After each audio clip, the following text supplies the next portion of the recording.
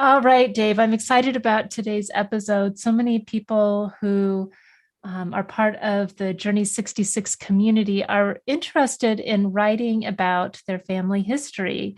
And it's not because they necessarily perceive themselves as a writer or an author or even want to publish a book for the mass market, but they do want to publish their family story and get it to the family so that their story isn't lost forever. So today we want to help people learn how to begin and where not to get stuck and how to move forward. So the first point of ours, if you are interested in writing your family story, is to know the difference between a family history and a memoir. So, Dave, what are the differences between family history and a memoir? Well, I think the first difference is in a memoir, it's the first person singular. It's I. And you're writing a story through the lens of well, it's your lens, right? So it's your perspective and your memories. That's what a memoir is. And you package it no matter how you structure it in terms of the I. And I think in a family history, if you're writing a family history or the legacy of a family, you're more of a third person narrator. So it's more historical, right? And I'm just telling you that it's it's probably harder to make a history interesting in terms of to really tell the stories because stories have tension, and we'll get into that in just a little bit. And it's also generally chronological. Like with a memoir, I don't think you don't necessarily have to write the memoir chronologically, but often if you're going to write a history, there's going to be a starting point of the history, and so you start there and you really move forward through time. How about you? What are your thoughts on the differences between a family history and a memoir?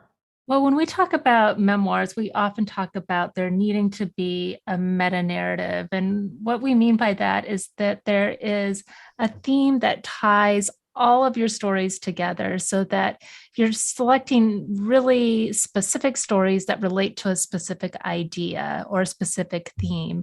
So you're not putting everything in that has happened in your life, but something very specific, little kernels that relate to this overall theme. And a historical account of your family, like you said, is going to be chronological. It's going to be more far reaching and it's going to cover a longer period of time. And it's not necessarily going to have that one theme. There may be some stories that crop up, like maybe there's an immigration story that crops up, or a religious theme, like if religion was very important to your family, things like that might crop up, but you won't need that to tie every single aspect of your family story together. I think you're absolutely right. And I'll just add this. You could use a meta theme or a meta narrative as a way to structure what goes in and what doesn't go in. I mean, you could do that. Let's just say often religion is a reason why people want to write a family history. So they want to tell the story of faith, how it was passed down, or it might be the story of entrepreneurship, or maybe you're in a military family and there's some themes, and that's how you want to structure it. So I would say, just to counter what I just said earlier, I think that you could have a meta narrative that helps you decide what goes in and what doesn't. But generally, all memoirs have that. But I would say not all family histories or legacy books have that. Often it is chronological, and it's not a junk drawer, but the stories are strung together through chronology and through the people in that story. I recall that one memoir that we helped write about a businessman, and part of his memoir was a historical account of his family's immigration from, I think it was Lithuania to South Africa, and then his immigration from South Africa to the United States. So that was a theme that he used to tell his own story, but there was a historical component. So I guess all that to say is that there is kind of this blurry line between memoir and history. Like memoirs can have history in them, but they're usually first person. In the case of that one that we worked on, it was first person, not third person. That's really an interesting point. I think even as we talk about this, I think you definitely can have a meta narrative with some themes as you think about identifying what goes into this history and what doesn't. I still think, though, with a memoir, it's a very clear first person view, and what you decide to go into that memoir is very selective and it fits some sort of agenda that you have as you write that, whereas typically a family history doesn't have that quote agenda unquote.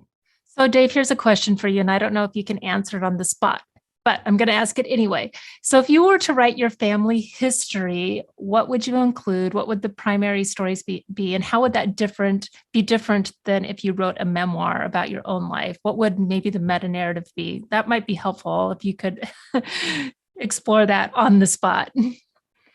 Well, this is I'm going to be very vulnerable here for a second. So on my father's side, if I wrote I would almost have to write two separate histories. One from my father's side, they immigrated here from Russia, actually, Moldova, and what is now called Ukraine. They call them Germans from Russia, but they formed these Lutheran enclaves in the southern part of Ukraine, and then in Moldova in the 1800s they moved there, and then in 1906 my family came here on my dad's side. So there's that line, but there's also the line of my family, and I have done some work in ancestry.com on both lines, and I can get great detail on my dad's side and great detail on my mom's side as it relates to her father, but I can't with her mother. It's like a black hole because there was a rape in the family,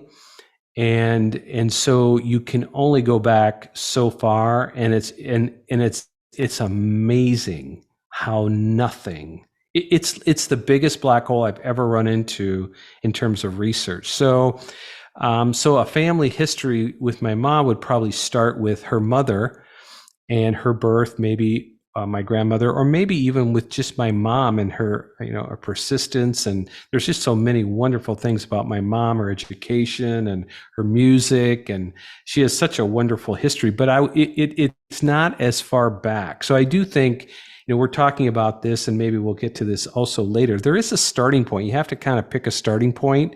And that starting point, it might be your life, your birth. It might be that of your parents. It might be one generation, two generations.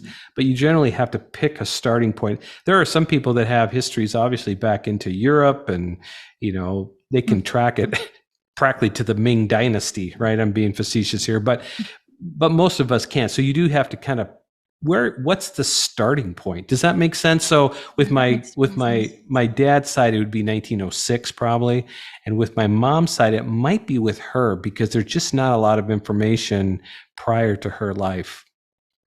I wonder if some people go into writing family histories because of those black holes that they want to create form around, right? So they know that there are these black holes in their family history, and they think maybe if I dig just a little bit deeper, I can make sense of this black hole and, find some of what actually happened and bring it to light. Do you think that that's true, Dave? The moment you do that, though, the moment you risk offending a lot of people. And so you have to make a decision whether what goes in and what doesn't go in.